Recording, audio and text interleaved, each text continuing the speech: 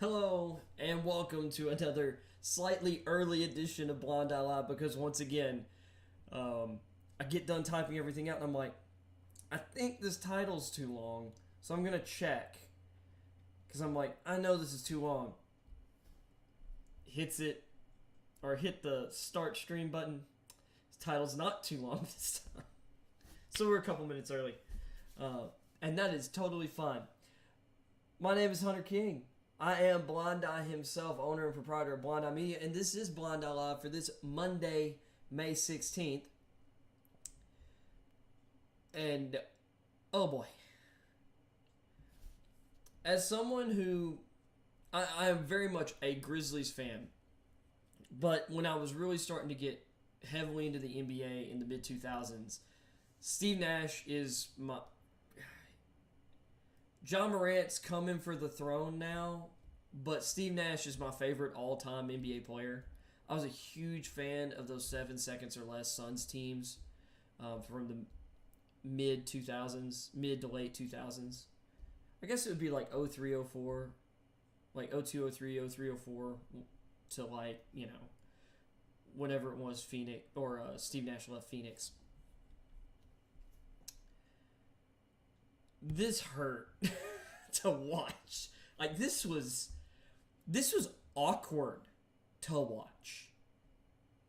Just to be completely frank. To choke this hard on your home court. Oof. So we'll get into that. So we're gonna recap the 2 Game 7s from this weekend. Obviously, this weekend, because I think those games were Friday or Saturday, right? The Grizzlies fought hard, but there's no way they were, surviving Golden State, especially with Klay Thompson finally finally popping back to, well, it was Klay Thompson in a Game 6, with a 3-2 lead. Or we'll just say Klay Thompson in Game 6. Klay Thompson in Game 6 is like nuclear. Just ask the Oklahoma City Thunder.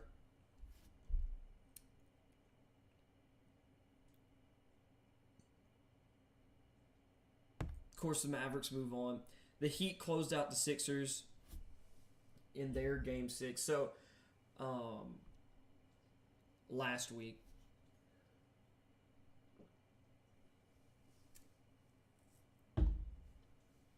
And then the Celtics also finished off the Bucks. We'll talk about that. And Celtics had a great performance, and no one's talking about it because the Celtics were at home, and people saw the Bucks as vulnerable. And while the road team had won most of the games in the series, like I think both teams were 2-1 on the road going into that Game 7, you would still rather have Game 7 at home. And the Celtics showed up. And also their role players showed up, which tends to happen more at home.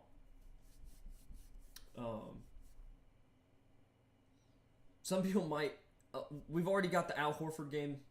This might be the Grant Williams game. So, we'll get into those box scores eventually.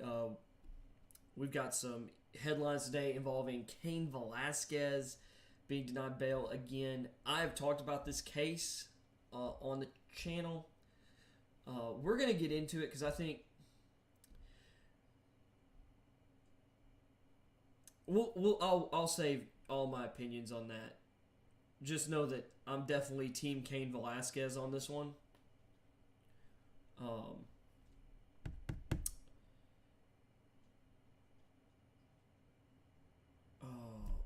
There was one other thing. Oh, and back on the NBA stuff. I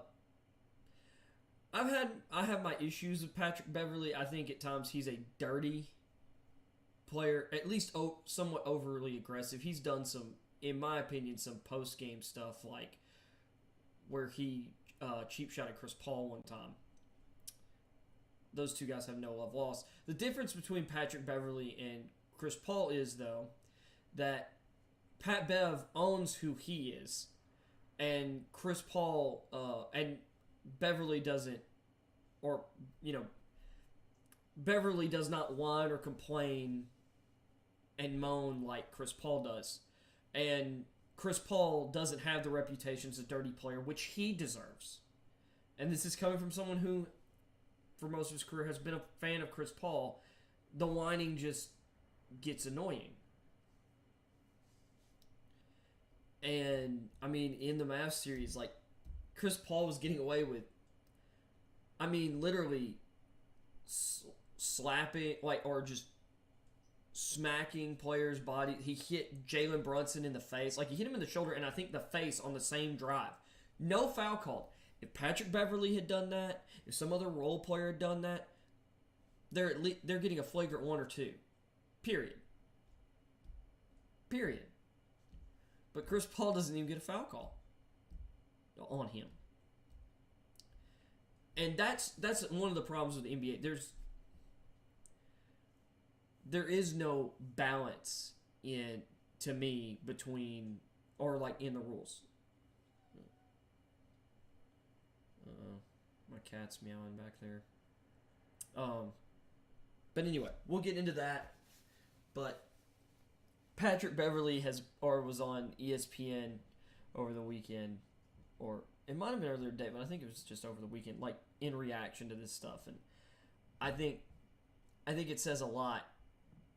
I also thought him going up against Stephen A. Smith was great. Him putting Stephen A. in his place. But we'll talk about that. So real quick, let's get into some NBA headlines. Because we'll hit some other stuff as well. But there's some things I don't want to get into right now because I'm gonna hit those a little later. Marcus Smart is questionable for Game 1 versus the Heat. Eric Spoelstra, and I think this is absolutely true. Heat Celtics to be a throwback series. One, I mean, this is a throwback to the, early 2010s right here. In a way, those battles of those teams' big threes are really like, I guess by the end of it, Ray Allen had left for Miami, but still, let's see, CP3. So Chris Paul saying he is not retiring. Luka all smiles after Mavericks, and man, it's bad when ESPN's headline: Luka all smiles after Mavericks demolish the Suns. Steve Kerr has cleared the league's COVID protocols. So yeah, what is this here? First one. Let's see. Let's hit some other headlines, then we'll get into the NBA playoff stuff. Check the NFL headlines. Oh yeah, that's one of the stories I've already got pulled up. Oh, there was this thing over the weekend with Drew Brees. Drew Brees made a tweet because the New York Post said something about him not returning to NBC this fall. Brees put out a tweet saying he had not made a decision on anything, but he mentioned like all these options. Work for NBC, play football, join the pickleball tour, the senior golf tour, coach his kids, maybe do everything. There were a couple other things, but this out in a press conference said, yeah, I'm pretty sure he made those in jest. Apparently Joe Judge, former Giants head coach and Patriots special teams coordinator, his role with the Patriots will include working with Mac Jones and their quarterbacks. Good Lord. Jair Alexander got paid by the Packers. We'll pull this up as well. Melvin Ingram has been signed by the Miami Dolphins. Vikings hire new vice president of football ops. This is interesting.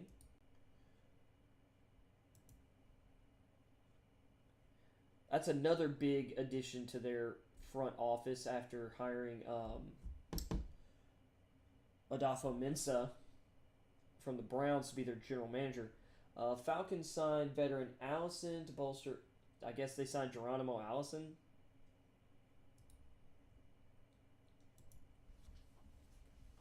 Here soon, we'll probably. I might wait till training camp, and I might not.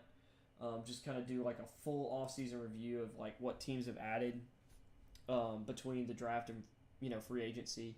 But I'm probably gonna wait till after the NBA playoffs are over. I'm gonna guess. And at some point, we'll start talking some NBA draft stuff. Now, I'm not near as an expert on the NBA draft as the NFL draft. I don't watch near as much college basketball, but I do keep up with prospects. So that might be something we start talking about here soon. Atlanta Falcons signed veteran wide receiver Geronimo Allison. I mean, they've got a bunch of 2s and 3s and guys who or really to me, they've got a bunch of number 3 wide receivers, and then they drafted Drake London.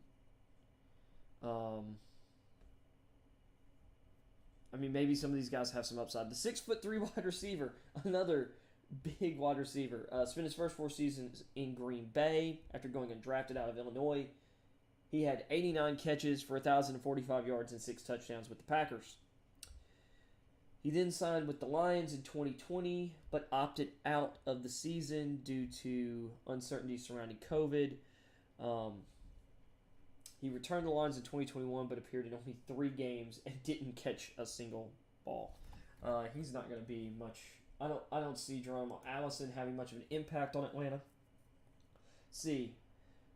Minnesota Vikings hired Demetrius Washington as Vice President of Football Operations. Minnesota Vikings continued their shift towards an analytics-driven front office Monday, hiring Demetrius Washington to the newly created position of Vice President of Football Operations. Washington worked for 7 seasons in the San Francisco 49ers Research and Development Department, 5 of which he spent alongside current Vikings General Manager Kwesi Adolfo-Mensah.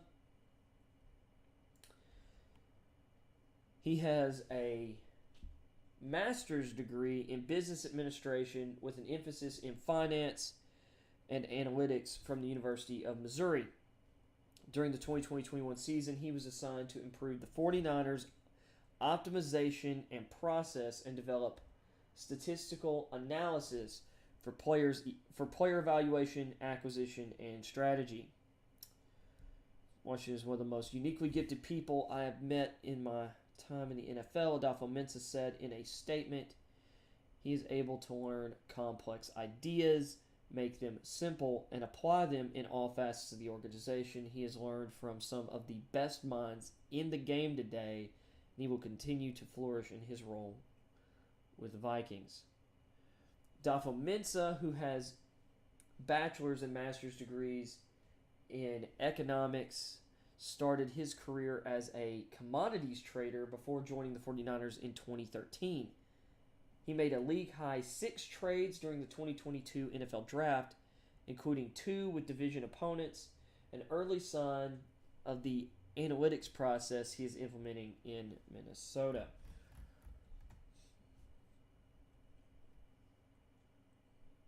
Once again, this is kind of one of these weird things where we're hearing, because of the coaching stuff, like about race. Here's another,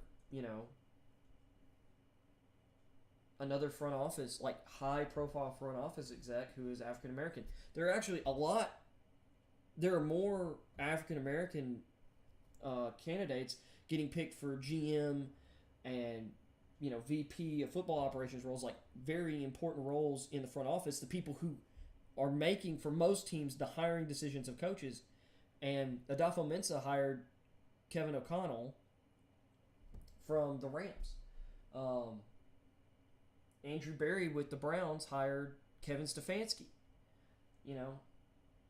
It's just kind of weird to hear like there's a racial bias when a lot of the people making these hired decisions obviously are hiring quite obviously without racial bias. So just an interesting little thought there on a topic that has come up on this channel because of the whole Brian Flores lawsuit. So, speaking of the Flores lawsuit, the Miami Dolphins reach a deal with Melvin Ingram to bolster pass rush. Veteran pass rusher who will also help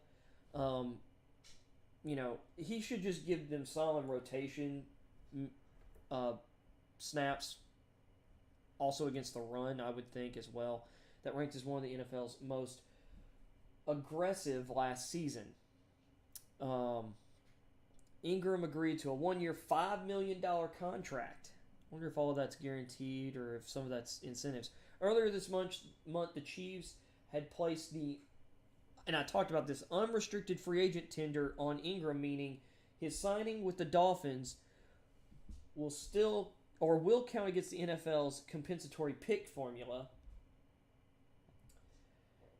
If Ingram had gone unsigned by July 22nd, the Chiefs would have retained exclusive rights to him at 110% of his base salary, which would have been $4.4 million. Which means the Dolphins had to give him a role and probably more money because, this is a baseline of what he could earn this year. The three-time Pro Bowler visited the Dolphins before the draft in April. He joins a Miami pass rush that includes Emmanuel Ogbah, last year's first-round pick Jalen Phillips, and the very versatile and underrated Andrew Van Ginkel.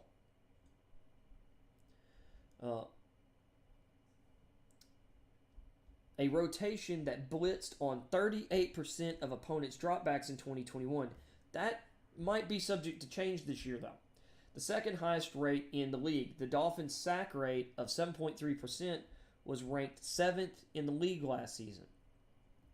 And Jalen Phillips was only, kind of okay as a rookie. If he improves the way I think he can, because I thought Jalen Phillips he had top 5 talent and traits and really great production that his last year at Miami. I think the sky's the limit for them, and getting Melvin Ingram as another rotational rusher I think is really important.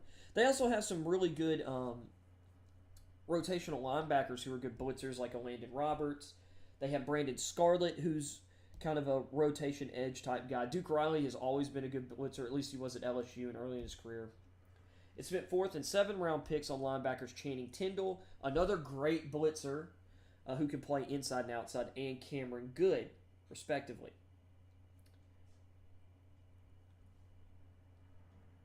NFL analyst Jordan Schultz was the first to report on the deal. Let's see here.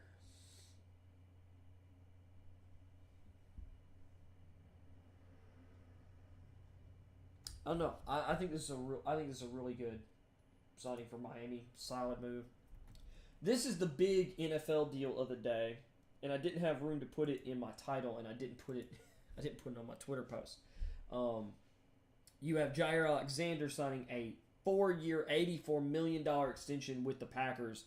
This guy is one of the absolute best corners in the league. Great ball skills. He's great in man and zone coverage. This guy's an all-pro.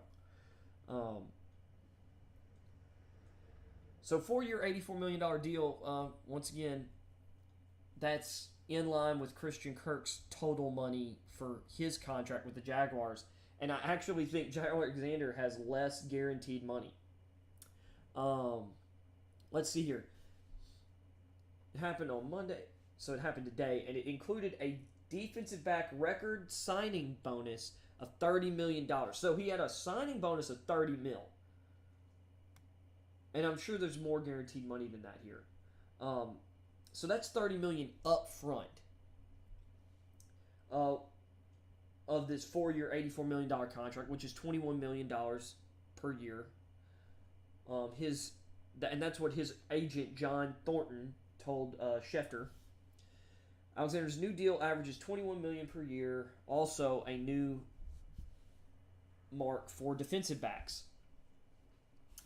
Alexander had previously been tied to the Packers for only this season on his 5th-year option. That's the other thing. This is on top of a 5th-year option for his rookie deal that would have paid him $13 million. So I wouldn't be shocked if, depending on how much cap space the Packers had after all the moves they had made, if maybe they bumped up this year's salary a little bit with this.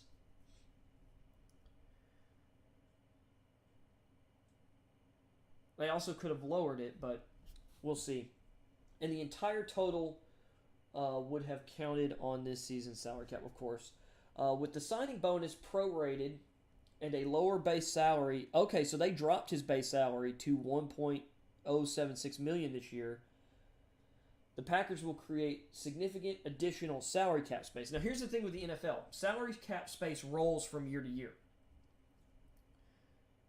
So, if you don't... And I like this model in the NFL because it means that salary cap money is, the salary cap is meant to be, this is how much money the players get out of the yearly income from the year before, basically, is kind of the idea. This is the split. That money doesn't just disappear between seasons. It's like, okay, this money wasn't spent. It now gets moved to the next season. That's one of the things that I think is great about how the NFL does its salary cap in comparison to other sports leagues with salary caps.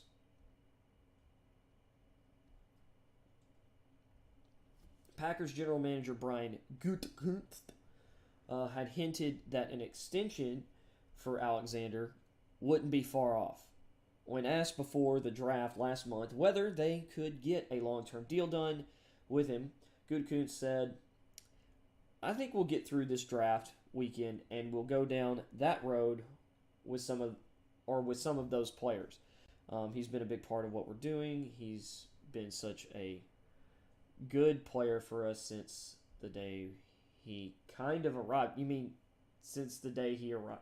I mean, okay, weird phrasing. The Packers' first-round pick, number 18 in the 2018 draft, quickly became a star. He was named to the Pro Football Writers of America All-Rookie Team in 2018, was picked as a Pro Bowl alternate in 2019, and he made his first Pro Bowl in 2020, when he also earned second-team All-Pro honors. Although he played only 4 games last regular season because of a shoulder injury, he returned after a 3-month absence to play in the NFC Division playoff game against the 49ers. He led the Packers in pass breakups in each of his first 3 seasons and has the 4th most pass breakups in the NFL from 2018 to 2020 with 42. He's really good. Yeah, he had a shoulder injury last season. But considering how good Eric Stokes was in the first round last season and how good Rasul Douglas has been for him, the Packers secondary, like their top 3 corners, they're in a really good spot. Okay. We'll save the Cain Velasquez thing. This is another NFL story. Source: Deshaun Watson to meet with NFL also will bring Cleveland Browns offensive teammates to Bahamas to bond.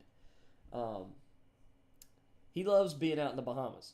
The meeting will take place in Texas, according to multiple reports. Interesting. I guess because he probably hadn't moved to Cleveland officially yet. The NFL has been investigating Watson to determine if he violated the code of conduct. Dude, here's the problem with the NFL code of conduct. You can do nothing, and the NFL could decide you've broken the code of conduct.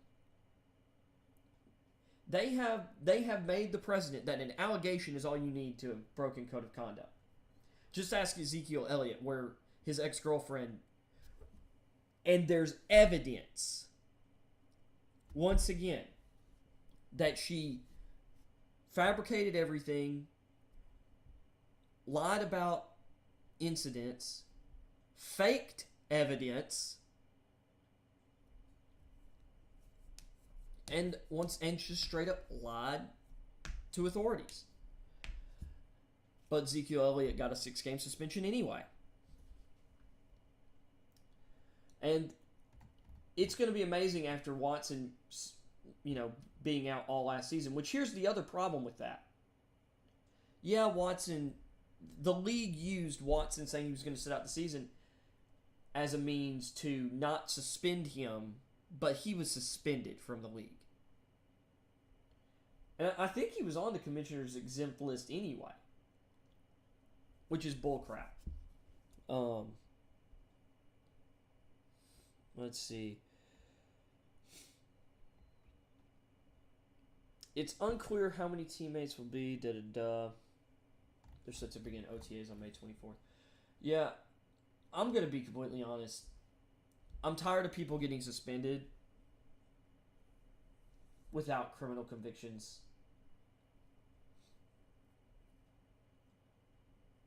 Or heck, even criminal charges. If charges are dropped, I think it's a difference if maybe you could say there's some leeway that should be given for cases that are being tried. But if charges aren't officially brought against someone, to me, there is no grounds for any suspension on conduct, as far as I'm concerned. All right. Let's see if there's any college football headlines, and then we'll get into the NBA playoff stuff. So, I guess Tennessee and Virginia have agreed to a home-and-home series. Oh, great. We're going to open the 2023 season in Nashville. Isn't that great? Love when home games are taken from the home fans and somewhere else. Like, I don't know. Like, because this is going to be a home game for the Vols. Like, I'm somewhat okay with... There's a part of me that's somewhat okay with, like, neutral site games, but...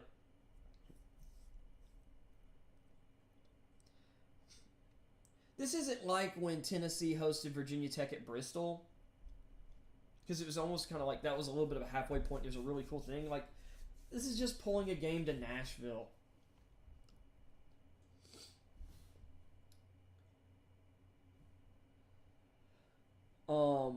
My thing is, I'd be okay with this if the second game is going to be a neutral site, but I don't think it is. Let's see here. Tennessee and Virginia will face off to open the 2023 college football season at Nissan Stadium in Nashville.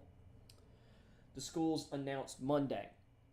The Volunteers were originally set to play BYU in Provo, Utah, as their season opener. Yeah, we were going to do another home and home with them apparently, but the Cougars are now expected to officially begin play as members of the Big 12 next season, reshuffling their future scheduling. Pivoting to play a marquee non-conference opponent in Nashville made sense for multiple reasons. Well, I guess if we were going to be playing on the road, I guess if this is replacing a road game, I'm not as upset about that. Tennessee Athletic Director Danny White said in a statement, "This is a more accessible game for our fan base," which that's true. "I expect that we will have a much larger contingent of fans in Nashville than would have been able to travel to Utah." No joke. And this is a little bit more accessible to fans on the west side of the state, too. Tennessee has opened the season at Nissan Stadium, home of the NFL Tennessee Titans, twice before, both against group of 5 opponents. Virginia has played there also last played there in 2005, defeating Minnesota in the Gaylord Hotels Music City Bowl. Tennessee and Virginia haven't met on the field since 1991, when the Volunteers toppled the Cavaliers 23-22 in the Sugar Bowl after Tony Thompson scored with 31 seconds left in the game. This makes the 5th all-time meeting of the two teams, with the Vols holding a 3-1 edge. Last week, BYU also canceled its annual game against Utah State for the foreseeable future, nixing contests scheduled from 2023 through 2026, and preparing for their Big 12 membership. And that's kind of the issue with BYU is, they played, because of being, independent, they were able to play all their, in-state rivals, Utah State. But now, because they're going to be playing a Big 12 schedule, if they're going to play Utah every year, Utah State's a good team. Or for a lot of teams, that would be the 5th, 6th toughest, team on their schedule minimum most years.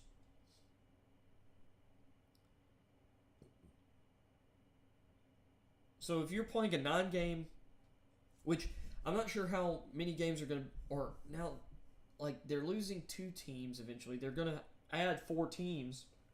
So they're going to be back to 12. If they stick with this 9-game conference schedule like they've been doing, I mean, that would be 11, like, tough games. Or, I mean, if you take, Kansas beat Texas last year. So, anyway, since that involved my balls, I wanted to check it out.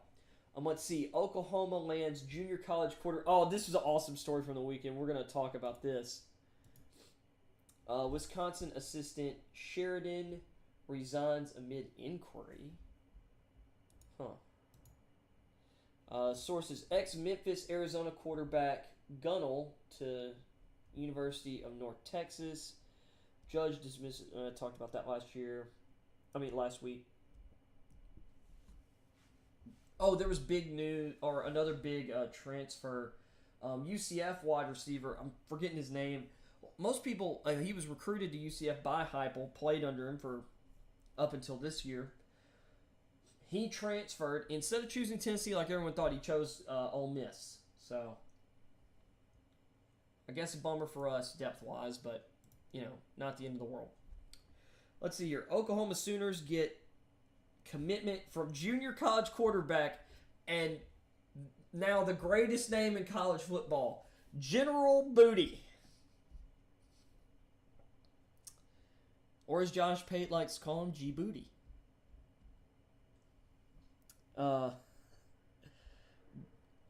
Booty, a 6'3", 195-pound sophomore out of Tyler Junior College in Texas, will have 3 years of eligibility remaining at Oklahoma.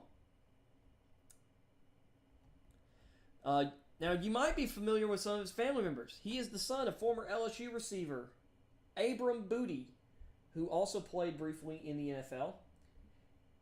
And he has some uncles who, one of them you've definitely heard of. His uncle Josh was a quarterback at LSU and a Major League Baseball player. And another uncle, John David Booty, played quarterback for Pete Carroll at USC. General Booty went to 4 different high schools, 2 in California and 2 in Texas, and finished his career at Allen in the Dallas area. Famous for, that's where Kyler Murray went to high school. He wasn't heavily recruited, obviously. That's why he went the junior college route. But this past year, he was, I want to say he was like second in the country So 3,115 yards and 25 touchdowns to rank second in the country in the National Junior College Athletic Association. In one game against Navarro last October, he threw for 528 yards and 8 touchdowns, along with 62 rushing yards on 8 carries. Oklahoma had really nothing at quarterback behind Dylan Gabriel, who transferred in. Obviously, my name is an attention grabber, and people like to do headlines with it, but I like to show people with my play that I can back it up, he told the Dallas Morning News in 2020. I've done that. I'm going to continue to do that as well and give them a reason to remember my name. Let's see here. The Sooners signed QB recruit Nick Evers, number 134 in the 2022 ESPN 300, who was first-year coach Brent Venables' first commit at OU in December. The Sooners also got a commitment this past week from former Pitt quarterback Davis Bevel, a transfer who was in the 2019 class. So they brought some guys in, and Evers, high recruit, but he doesn't have collegiate level experience yet. Bevel, I don't expect to be much either. I mean, I'm not saying that one of those guys won't end up beating Booty out, but Booty actually probably has as strong of, or at least has as much seasoning as either of those guys do at this point. He will join the Sooners this summer with the rest of their new signees to help shore up the quarterback room after the transfers of Caleb Williams and Spencer Rattler to other programs. All right, let's hit this Wisconsin. Man, there's a lot more news today. Wisconsin assistant Bill Sheridan resigns amid NCAA investigation into Air Force allegations. Wisconsin inside linebackers coach Bill Sheridan, who's under NCAA investigation for alleged recruiting violations as an Air Force assistant, resigned from his position Friday. The Action Network reported earlier this week that Sheridan, assistant defensive line coach Dale Calcett, tight ends coach Jonathan Himball, and an unknown assistant were under investigation over impermissible benefits and for hosting high school recruits while at Air Force in 2020, when the NCAA imposed a dead period in recruiting due to the coronavirus pandemic. Why does Wisconsin have so many assistants from Air Force? Unless those other guys are still at Air Force. Air Force's statement to ESPN confirmed there was an NCAA investigation but did not name the former assistants involved. Air Force dismissed the assistants upon learning of the alleged violations. Okay.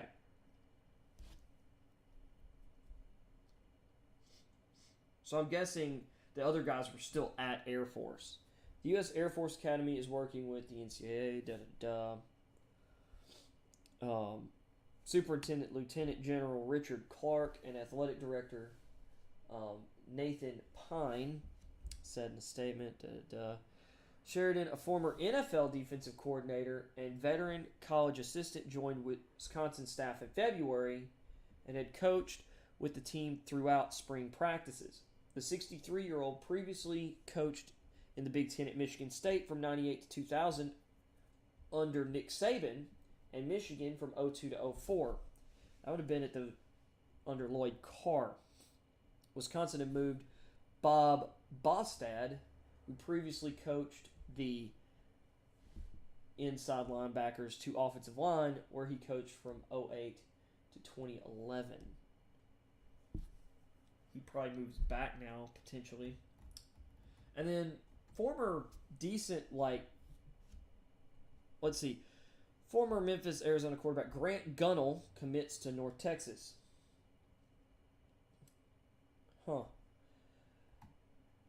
Gunnell, who transferred from Arizona to Memphis in December of 2020, missed all of 2021 because of a leg injury. He re-entered the transfer portal last month after participating in the Tigers' spring game and finding out he was not going to be the starter. Gunnell, who was Arizona's starter in 2020 and played 8 games in 2019, has 3 years of eligibility remaining because he had the extra COVID year and because he missed last year with injury and got a medical red shirt. Gunnell started the Wildcats' first 3 games in 2020 before suffering a shoulder injury and a loss to UCLA. Passed for 625 yards and 6 touchdowns with 2 interceptions. The 6'6", 225-pound Gunnell split time with Khalil Tate in 2019, starting 3 games and finishing with 1,239 passing yards and 9 touchdowns with an interception. He was a 4-star recruit from the Woodlands in Texas. It was really kind of a shock to a lot of people that he went to Arizona. I believe he was being recruited by Kevin Sumlin while someone was at A&M, but he was the number 15 ranked pocket passer in 2019. He's got talent. Unfortunately, he just hasn't been able to stay healthy the last 2 years. So he should definitely have a shot at starting at North Texas. All right, let's get into these Game 7s. I have spent long enough time. Let's get to those scores from those Game 7s.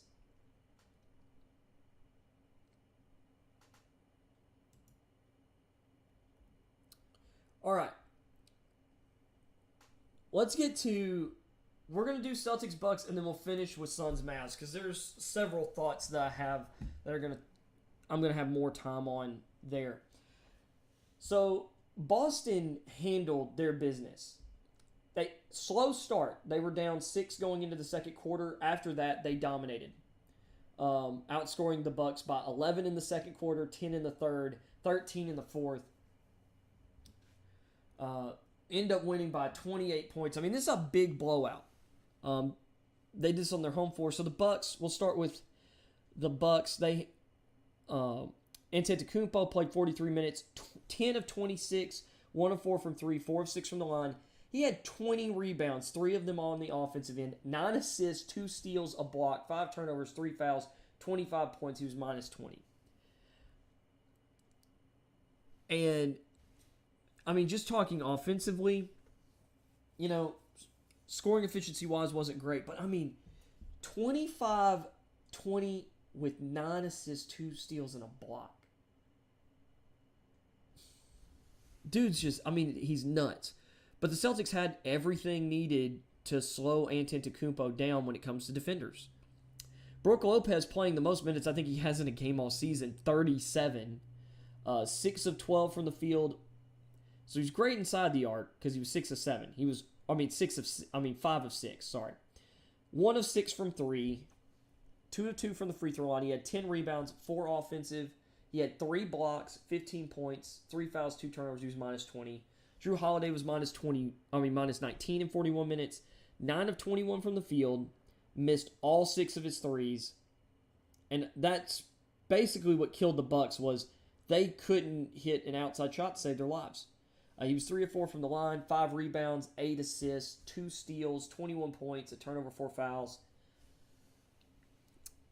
Wes Matthews played 22 minutes. He was 1 of 5 and 0 of 3 from 3. 1 of 2 from the free throw line, 2 rebounds, 3 points, a turnover, and 2 fouls, minus 23. Grayson Allen played 22 minutes, 0 of 6 from the field, and 0 of 4 from 3. 1 of 2 from the line, 3 rebounds, a foul, 1 point. He was minus 5. We're not going to get into all like those guys who played just the last couple minutes. Bobby Portis played 22 minutes, 4 of 9 from the field, 2 of 3 from 3, 6 rebounds, a steal, a block, 10 points, 3 turnovers, 3 fouls. He was minus 9. George Hill was minus 7 in 11 minutes. Once again, didn't shoot the ball a single time. 2 rebounds, a foul, and a turnover. Pat Connaughton played 32 minutes, 1 of 6, 0 of 5 from 3, 6 rebounds, 2 assists, a foul, 2 points. He was minus 17. And this is where it just looks, this is ugly. 33 of 90 shooting, 36.7%. 4 of 33 from 3. This is like Houston in Game 7s against the Warriors levels, or just James Harden era Houston in an elimination game, period. It seemed like, or a chance to win a series. They just die from 3. And 11 of 16 from the free throw line. On the other hand, we get the Grant Williams game only because Grant Williams just shot so much. They just decided we're going to leave Grant Williams open. And he did not play great in Game 5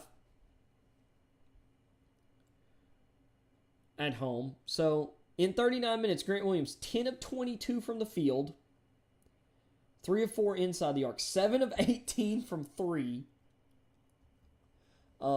6 rebounds, 2 blocks, a turnover, 5 fouls, 27 points. He was plus 25. Also, did I say he had a turnover? Jason Tatum in 37 minutes. 7 of 14, 5 of 9 from 3, 4 of 5 from the line, 6 rebounds, 8 assists, a block, 4 fouls, 7 turnovers, 23 points. He was plus 15, though. Al Horford played 40 minutes, 2 of 7 from the field, 0 of 2 from 3, 2 of 2 from the free throw line, 10 rebounds, 6 assists, a block, 6 points. He was plus 13 with 3 fouls. The playmaking from the starting lineup in this game. Marcus Smart, 37 minutes, didn't shoot well. 2 of 9, 1 of 6 from 3, but he was 6 of 7 from the line, 7 rebounds, Everybody in the starting lineup, by the way, had 1 offensive rebound. He had 10 assists in this game, 11 points, a steal, a block, 2 turnovers, 5 fouls. He was plus 18.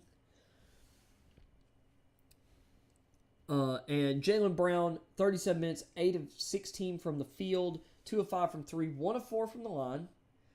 8 rebounds, 2 steals, 2 turnovers, 2 fouls, 19 points, plus 15. The starting lineup, just great balance across the board. Everyone with 6 or more rebounds. Williams and Brown were finishers and shooters in this game. They didn't have any assists, but I mean, Horford, Smart, and Tatum combining for 24 assists. None with less than 6. Everybody had a steal, at least 1 steal or block. I mean, really good game.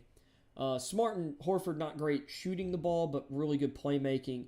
Tatum really spent more time as a playmaker in this game, although the 7 turnovers not the best, but still a positive assist to turnover rate, and his shooting efficiency was great.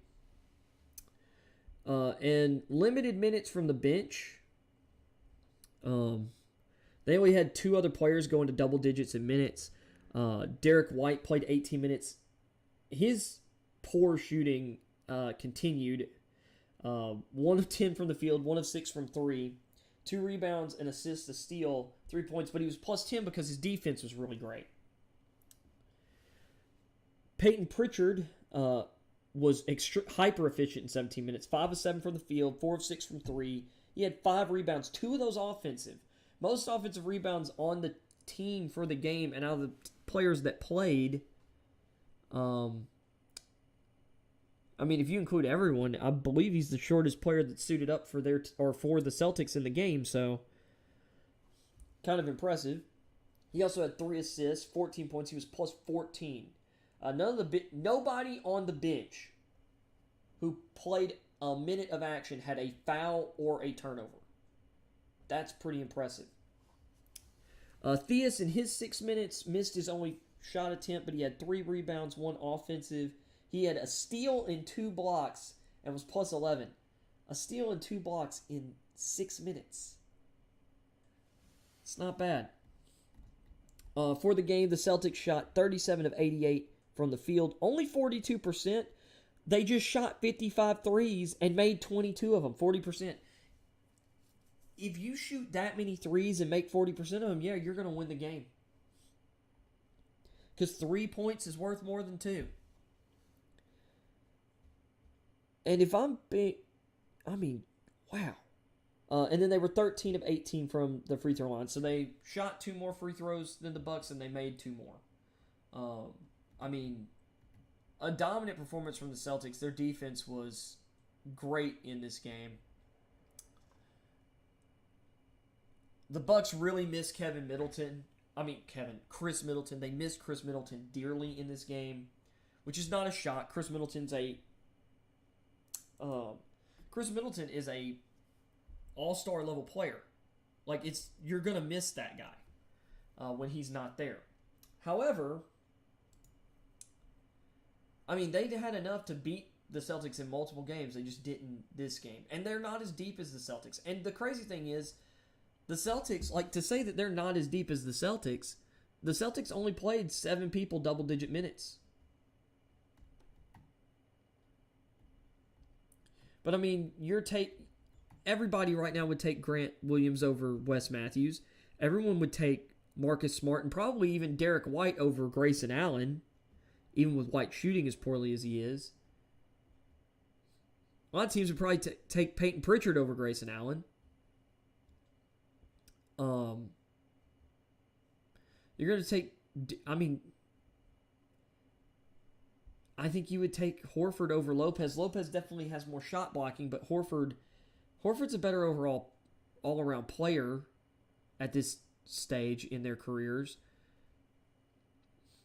And would you rather have, without Middleton, a 3P, who would you, you'd rather have Antetokounmpo than anyone, but would you rather have Tatum and Brown or Antetokounmpo and Holiday? as a duo. I think that's a pretty interesting debate there. So the Bucks not able to Bucks unable to get back to the finals and defend their championship. Celtics move on, and that series against Miami is going to be interesting. We'll talk about that here in a minute. But first, we're going to get to maybe the greatest choke job, like the just most insane choke job in the history of sports. Phoenix got utterly massacred in this game. Dallas, like, here's the crazy part. To get to this final score, and this is coming off the, like, Phoenix utterly dismantling Dallas.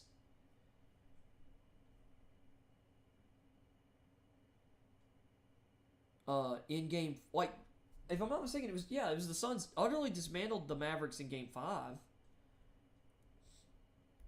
The Mavs have came back in game 6 and wrecked the Suns and did it again in Phoenix. So this game wasn't even as close as the 33-point margin, really.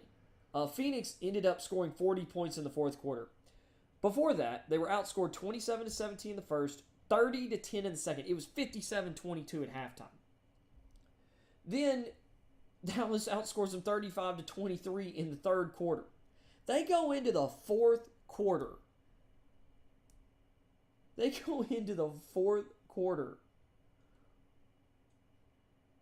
Up 92-50.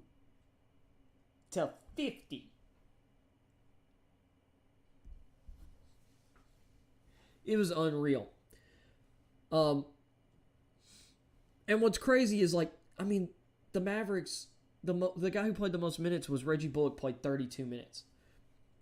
And this was just Luka and Brunson put on a masterclass performance when it comes to efficiency. So we'll start. Dorian Finney-Smith played great defense in this game. 1 of 4 from the field, 1 of 3 from 3. Made both his free throws. 5 rebounds, 4 assists. Good ball movement from him. 2 steals, a turnover, 4 fouls. He had 5 points. He was plus 37. Bullock only scored 5 points on 1 of 4 shooting, all threes, 2 of 2 from the free throw line. He had 3 rebounds, a steal, 2 turnovers, 2 fouls, 5 points. He was plus 44, though. Dwight Powell played 20 minutes, 3 of 3 from the field, 5 rebounds, 1 offensive, a block, 2 turnovers, 2 fouls, 6 points. He was plus 24. Brunson, in his 30 minutes, was 11 of 19, 2 of 4 from 3, no free throws. He should have had some free throws. 6 rebounds, 3 of those offensive, 2 assists, a steal, 24 points, 2 fouls, no turnovers. He was plus 22. Luka, in 30 minutes, went 12 of 19, 6 of 11 from 3, made all 5 of his free throws, 10 rebounds, 1 offensive, 4 assists, 2 steals, 2 turnovers, 3 fouls, 35 points. He was plus 37. The bench. Maxi Kleber played 21 minutes, made his only shot attempt, which was a 3, 4 rebounds, 1 offensive, 3 blocks, 3 points, only 1 foul, plus 20. Davis Bertans played 14 minutes, missed all 3 of his shots, which were all threes, 2 rebounds, assist, a block, no points. He was plus 3. You had, like, some of the bench guys who played, like, the back half of the fourth quarter. Sterling Brown, Marquise Chris, Boban. They were all minus 11, minus 12. 5 minutes from Trey Burke. He made both of his shots and had a rebound, but he was minus 11. Spencer Dinwiddie just scorched earth. If the biggest thing the Mavs did this offseason, this year, was trading for Spencer Dinwiddie and upgrading their 6th man, their number 1 bench guy or bench ball handler from Trey Burke to Spencer Dinwiddie.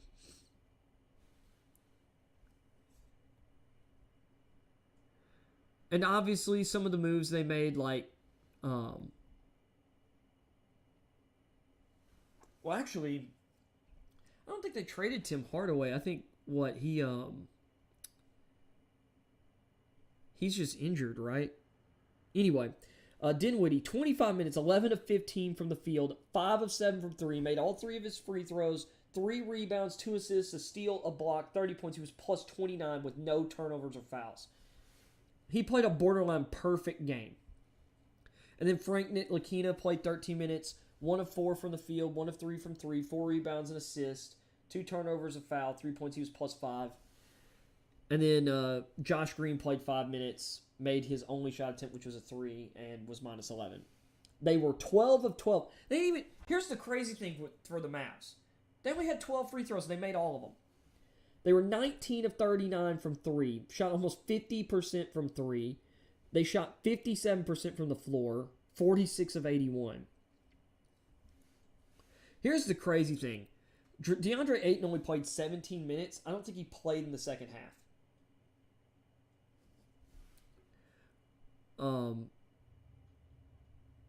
And Monty Williams, in response, very pointedly and fairly aggressively, not like angrily, but he quickly just said, when asked about the reasons, it's internal. Which, obviously, what he's saying there is, that's classified, we're not talking about. But I actually think it's kind of a pointed word to use because I think to some degree there was some truth in that. For Ayton, it's internal. Dre Crowder played 27 minutes, 2 of 9, 1 of 6 from 3, 4 rebounds. He was minus 37 with 5 points, 2 turnovers and a steal. 33 minutes for Michael Bridges. Now, here's another fun part of this. In the first half of the game,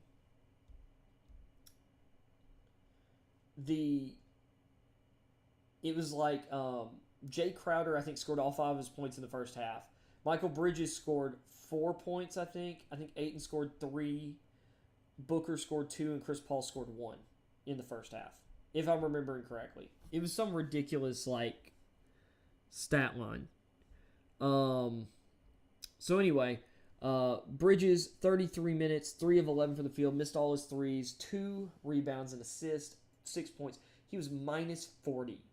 Ayton in 17 minutes was minus 23. He had 2 turnovers, 3 fouls, 5 points, a steal, 2 assists, 4 rebounds, 2 of 5 from the field, 1 of 4 from the free throw line.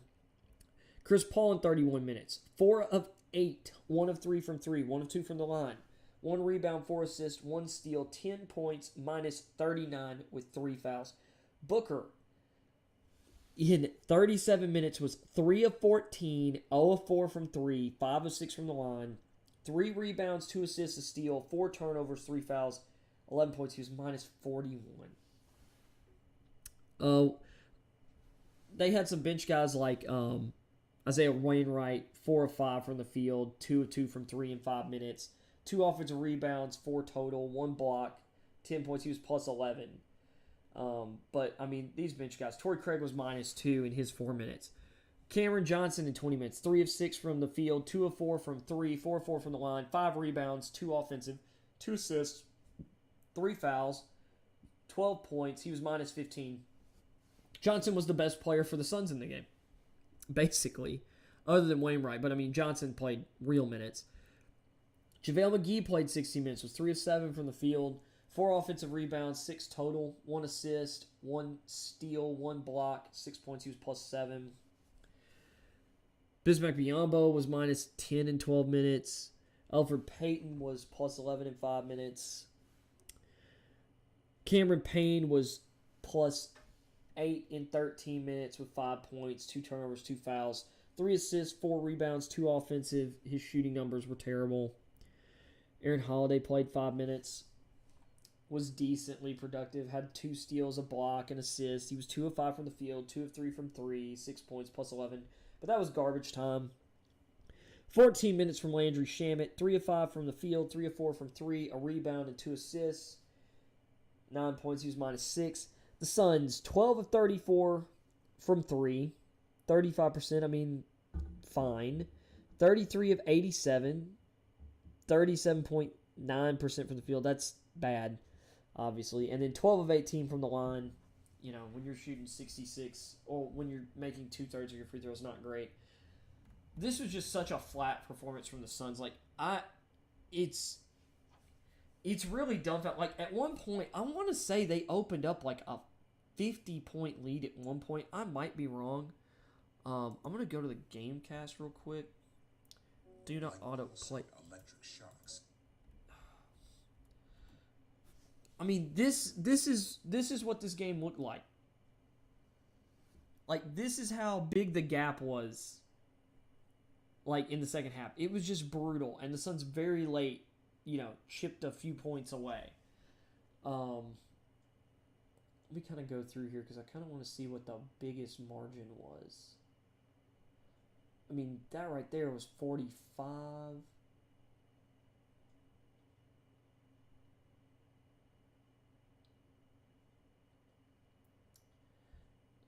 It seems like the worst it got was 46 points. From what I'm looking at here.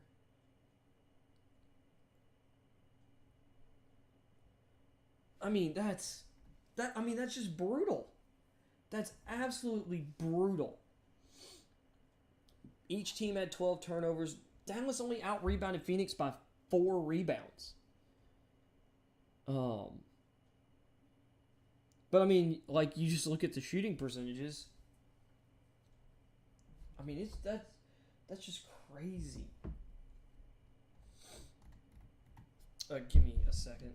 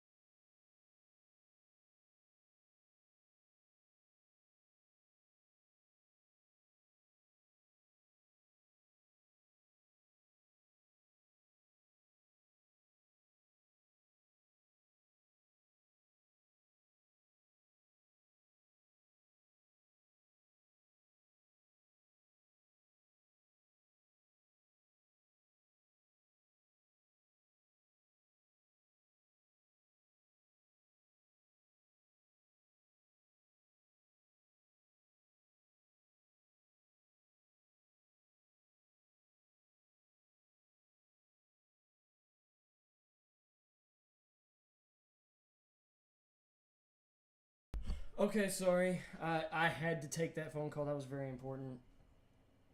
I know I seemed a little exasperated because I was dealing with someone who English is definitely their second language.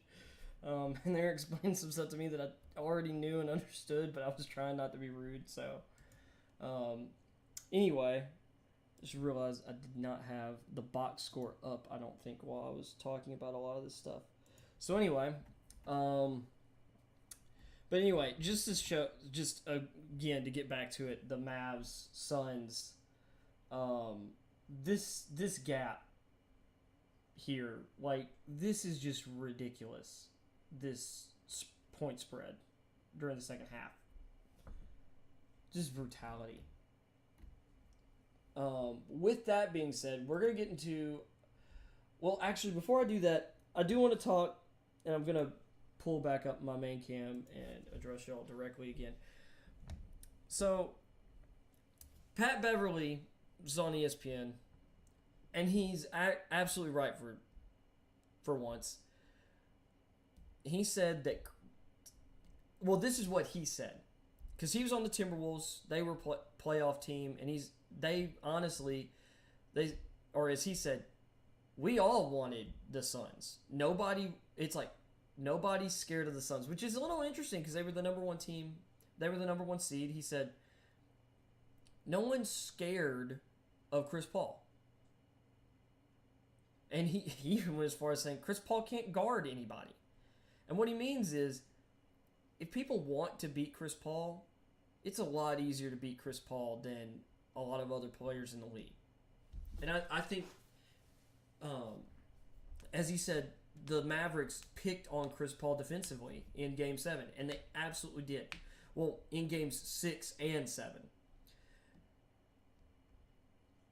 And even Devin Booker, by the way, you can see my cat. He's Willard.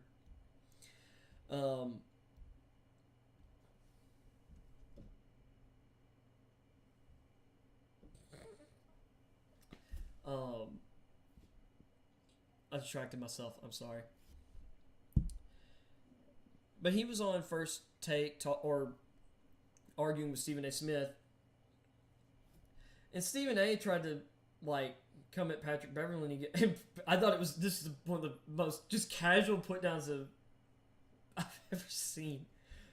Beverly goes, I mean, yeah, but you don't actually get information from players in the league. Like, no one actually tells you the honest truth. Like, nobody trusts you. I don't think he said that nobody trusts you, but that's basically what he was saying. It's like, nobody trusts you. No one tells you anything. It was really funny. He said, you don't know what people are talking about in the locker rooms. No one tells you that stuff. And he was talking with JJ Redick, or he was on a show later with JJ Redick, or it might have also been on First Take. I don't know. But he was talking with JJ Redick, and Redick, was talking about the Celtics being his favorite, and Beverly's got whatever notes or paper he's got on the table in front of him. He's got it covering his face, and he goes, I don't know, the Warriors though.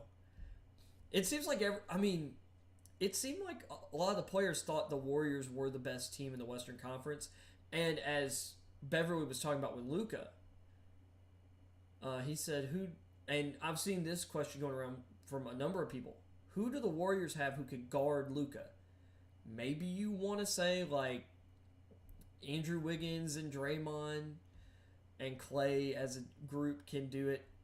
I don't know, because between Michael Bridges and Jay Crowder and Cam Johnson, I mean, and if they wanted to put him on the court long enough, like Torrey Craig, they have as good a guys or better, you would think. And Michael Bridges, for sure, defensively is the best perimeter defender out of those. Unless you want to talk about Draymond's an all-time great defender, but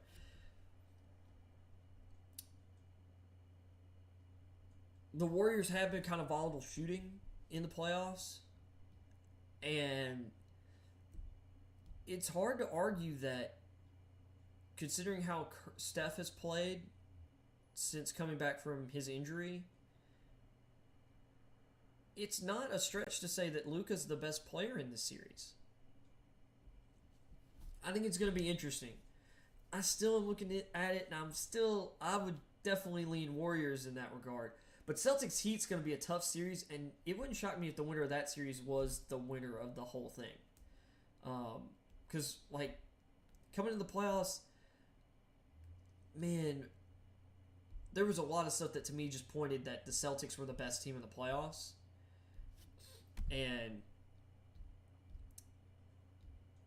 I mean, they beat a really tough Bucks team. If Middleton's healthy, that series is a lot different. But Giannis played, and people could say whatever they want about maybe some of the shooting efficiency.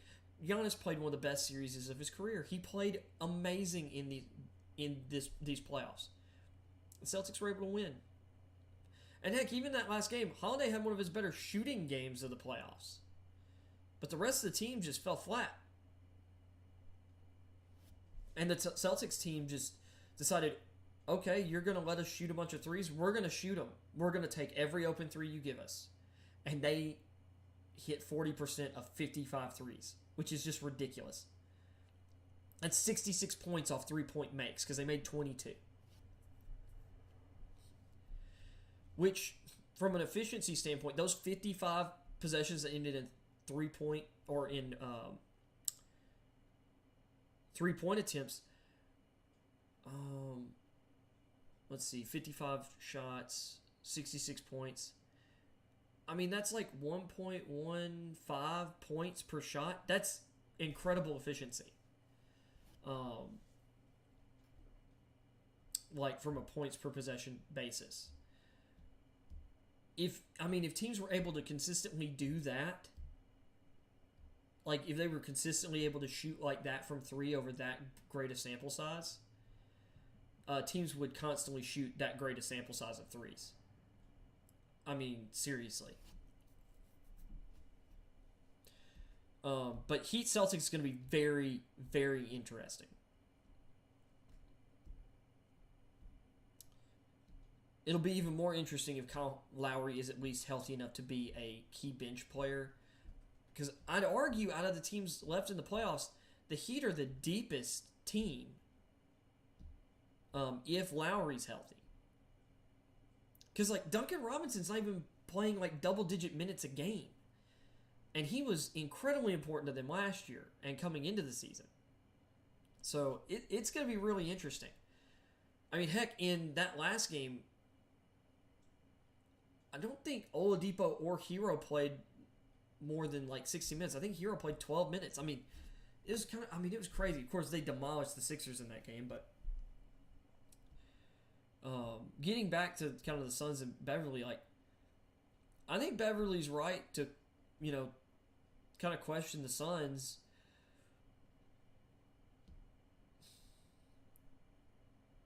Or should I say, I can't really argue with him because of what has happened in this postseason, or like in this series and in that Game 7. I mean, the Suns could not go on the road and do anything in the series, and they left the door open for the Mavs to show up on the road in a Game 7. Luka, Brunson, Dinwiddie rose to the occasion. Kleber rose to the occasion defensively. Ayton just quit, it seems. Booker wilted. Paul only shot 8 times. He was 50% from the field. I mean, it definitely wasn't his best game, and he should have fouled out of that game. But the Suns wilted. And it's going to be very interesting going into this offseason, like, what happens with the Ayton situation. So, I don't know. It's kind of interesting. But if we're going to the conference finals and I'm picking series winners, man, I mean, all of these teams just ground out hard series.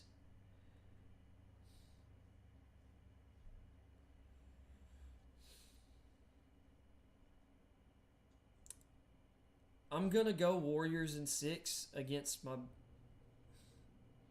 I'm gonna go Warriors in 6, and I think their shooting's gonna. They're gonna be less volatile shooting the ball in the series against the Mavs. Although I could be wrong. But Steve Kerr will also be back coaching on the bench. And I'm going to go... Man, Celtics Heat's a tough one. But I think the Celtics have the best player in the series in Jason Tatum. Knock on... Oh, man.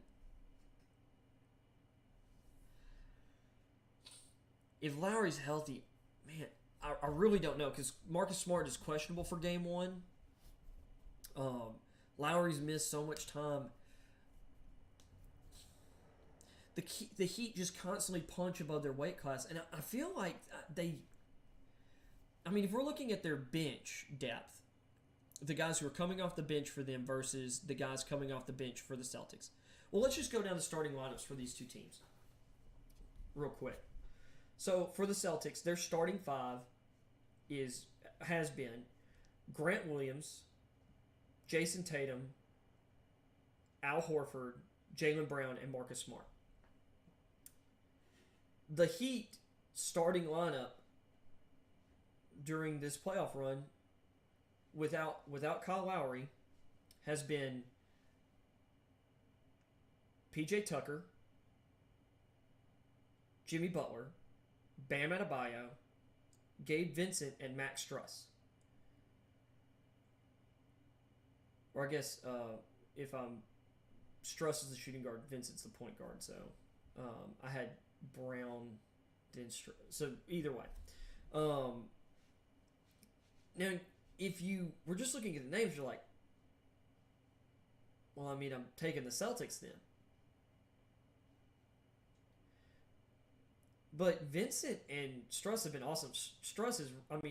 Vincent and Struss have been good. Struss have been awesome. Like, he's been really great. I'd actually argue that's a bit of a wash. Because you definitely, regardless of how good Horford's been, you take Adebayo over Horford. Tucker's got more experience than Williams, but Williams has been really good and has had some big games shooting the ball. But you'd probably still call that somewhat of a wash. Maybe you lean a little bit Williams. I'd take Tatum over Butler, but both players are great. I'd still take Jaylen Brown over...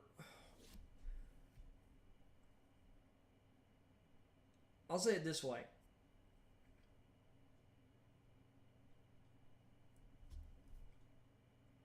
On paper, and you'd probably take Brown over Struss if we're lining them up as, the shooting guards. But Struss has been playing awesome, and I actually think that's more of a wash than people would give it credit for. Or at least it's closer. Maybe it's Jaylen Brown slightly. And then if it's with Struss versus Smart, I'm taking Struss over Smart, but I'm taking the better of those two guys in the backcourt and putting them against each other. And then Vincent Smart. I mean, Smart's the current, just won Defensive Player of the Year.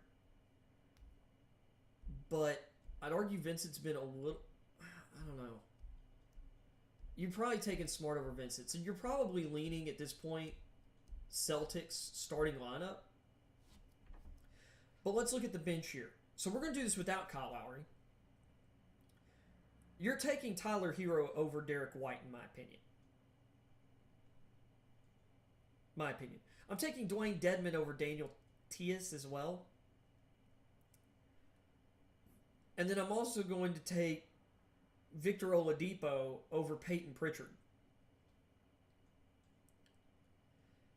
And actually, you'd probably more likely be putting Oladipo up against White based on the role, maybe.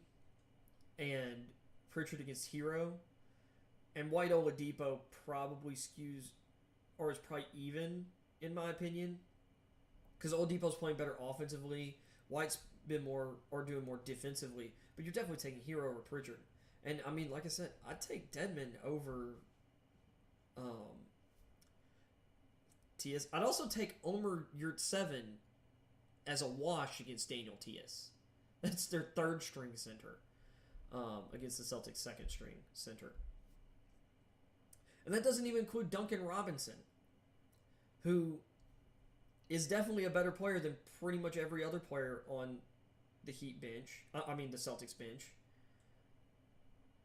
And then they also have the ability to bring back Kyle Lowry. And if Kyle Lowry is, at least solid, the Heat just have more depth. And the way they've been able to morph. Oh, I did forget about Robert Williams for the Celtics because he's been out. Now, if he's healthy, this series really flips for the Celtics because he improves their defense immensely. And that usually means Grant Williams is now coming off the bench because usually they start Horford and Robert Williams. Or at least they were. So, I mean, these are two really deep, talented teams. It wouldn't shock me if this is a 7-game series, and I don't know who to pick. My gut's telling me Miami. But I want to, coming into the playoffs, I definitely believe Boston was going to win the Eastern Conference side of the bracket. Like that, the Celtics were my pick. But the Heat, man, there's just something in my gut. It's like they're greater than the sum of their whole. And the Celtics sometimes are. And during the regular season, if you look at all the numbers and metrics, the Celtics were the best team coming to the playoffs. Better than the Suns.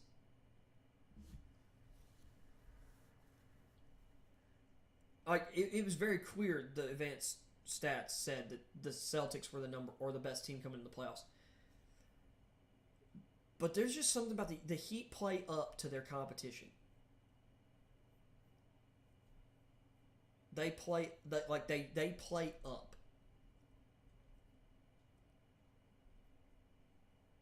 So even if you think the Celtics are the better team, the Heat are going to match them.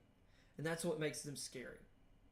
But we'll see. I could be wrong. But I think I'm picking... My gut's telling me Warriors Heat in the finals. So, with that being said, we're going to get to our last story here.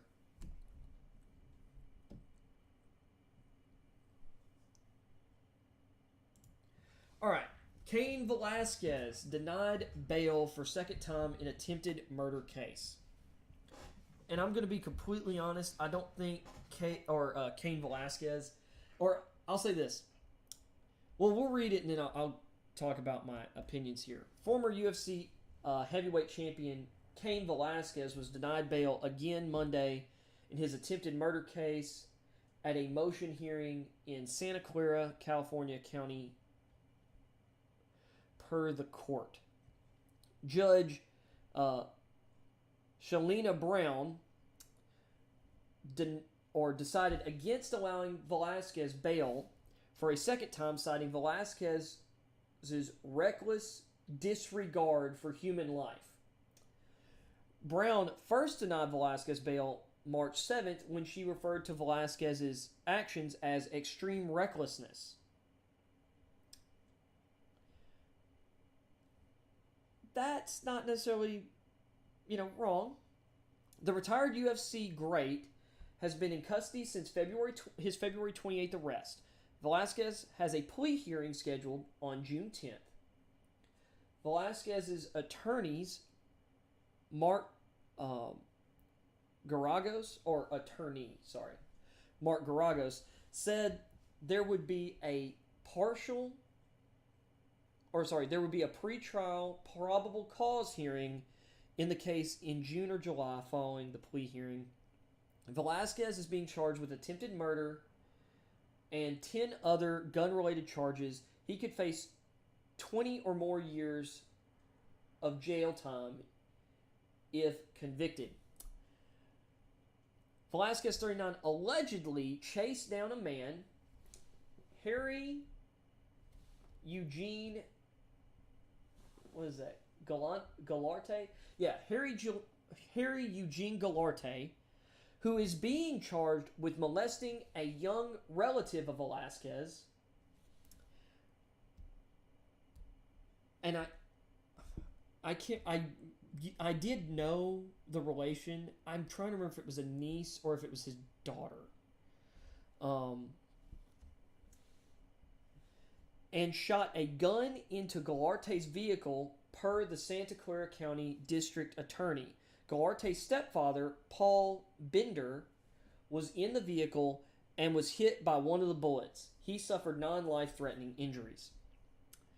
By the way, so it talks about Galarte, who is being charged with molesting a young relative of Velasquez. Now, here's my thing. Do you know what? By the way, this guy who molested a child was given bail and allowed to be under house arrest. Well, do you know where he lives? He lives at the daycare, which is a home, his mother's home, or his mother's home.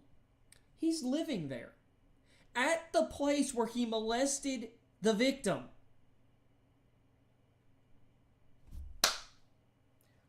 California's justice system, everyone, they're doing a great bang-up job. So this incident is happening because instead of being held in custody like he probably should have been, they let him out. Gallegos told ESPN that he felt Brown's decision Monday was very disappointing. He said he believes Velasquez will be vindicated if the case goes to a jury of right-thinking people. Yeah, because guess what's going to happen? Everybody, well, this is California. But even in California, most people, the majority of people, the average person, they're going to see this whole situation and be like, you know what? If you don't want to it's like, if you don't want bad things happen to you, maybe don't molest kids. Just a thought. I'm sorry, I have no sympathy for child sex predators. None. It's like what happens to you because of your actions are the consequences. Like, I'm sorry. Because I know if something had happened to me or my sister,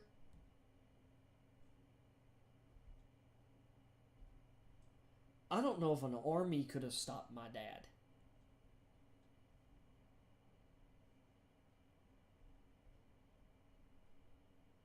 I'm just saying. And if I ever have kids one day and something happens, I don't want to know what I'd do. And every normal juror would have that same sentiment. It's especially outrageous when you realize that the accused pedophile and his stepfather, who did nothing but protect Galarte at the daycare center, are parading around like victims. That's the other thing. Before this even happened, before this incident even happened, they were playing the victim. Imagine, like, it's literally you run a daycare and your son, which I guess, you know, because you don't want the daycare shut down or whatever, I guess you got to defend yourself. But maybe the best way to defend yourself is to throw your son out of the house. I'm sorry, like, there's even a point. If I'd done something like this, my dad might have killed me himself. If there's any silver lining, it's that the judge realizes that clearly we have a viable defense. We will assert it, and we will assert it vigorously. Bender spoke via video call at the hearing Monday and said he suffered an injury to a nerve in his shoulder and has been unable to work since the shooting. And that sucks.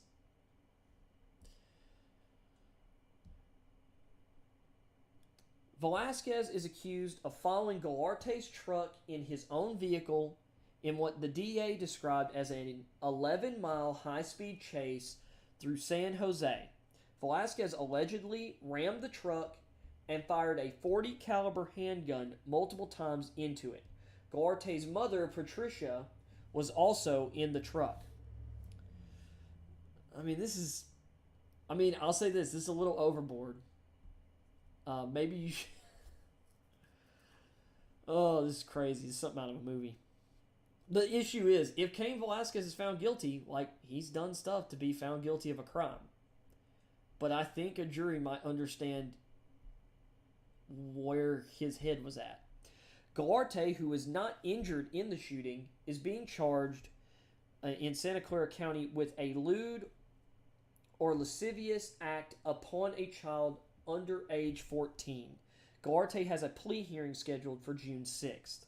Golarte, 43, was released from custody February 25th without bail against the DA's orders. This is another thing. Released without bail. You can molest a child in California and get released without bail.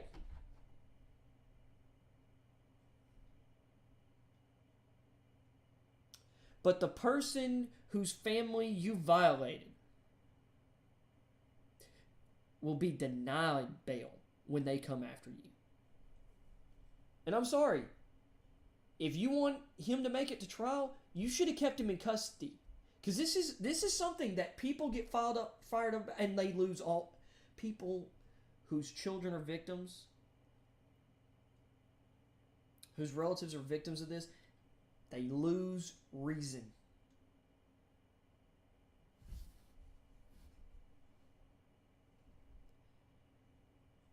Just look at the Larry Nassar stuff.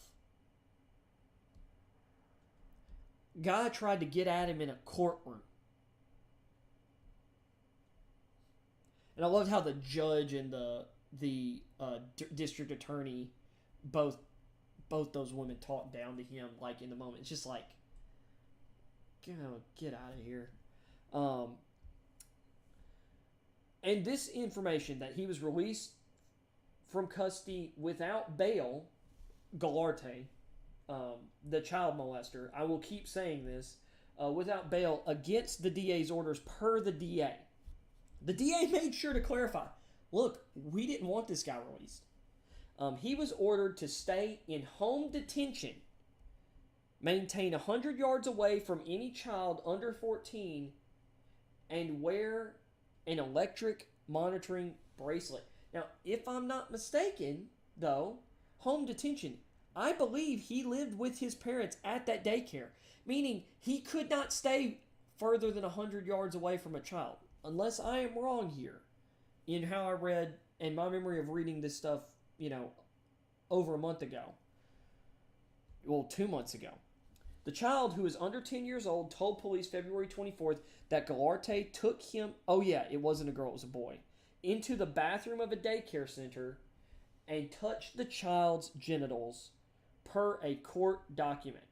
The child said that Golarte said not to tell anyone what happened and that this instance had occurred potentially 100 times.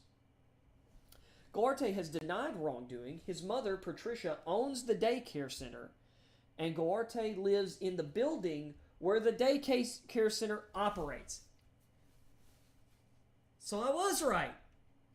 How can he be detained at home at the same location as the daycare? This is...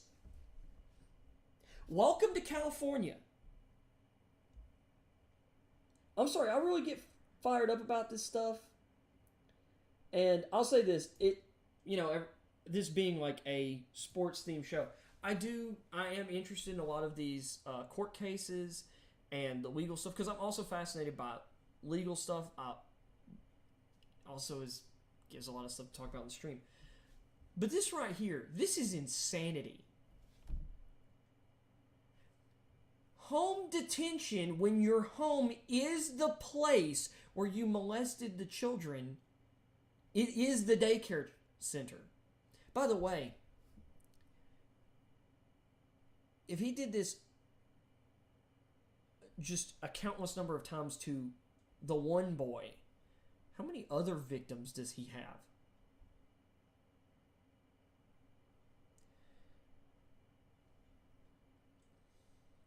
I'm just going to say it. Free Cain Velasquez. Cain Velasquez did nothing wrong. Okay, that's a stretch. He did recklessly endanger the public in his pursuit. And he injured someone who is, if we're being generous, is just related to the suspect or to the, alleged sex offender. But I think we would all call this man's mother and stepfather enablers.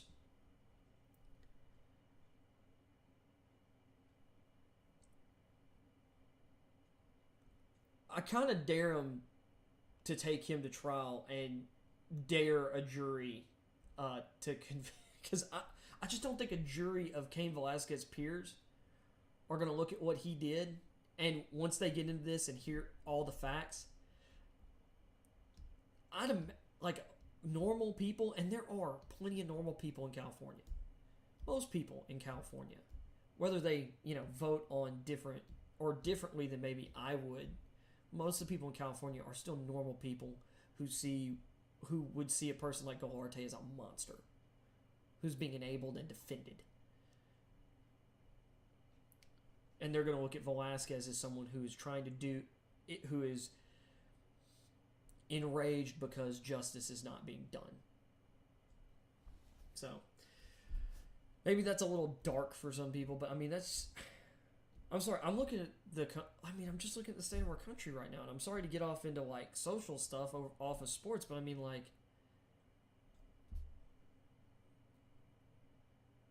remember when everything was think of the children when it came to, video games and other stuff. But let's, we got to defend children from this stuff and from, we've got to defend them from music like I Wanna Rock by Twisted Sister. That's dangerous to the kids. But, child molesters, people who want to talk about sexualized things in schools with kids who are of single-digit age. That's fine to some people. And I don't get it. With that being said, I think the conference finals series start tomorrow. I don't think it starts tonight. I think it starts tomorrow. I might be wrong. But I will be live at 3 p.m. tomorrow. And hopefully I won't get a telephone call in the middle of the stream that delays the stream by whatever it was, 10 or so minutes. So sorry for that. For anyone watching after the fact, appreciate you sticking with me. So I will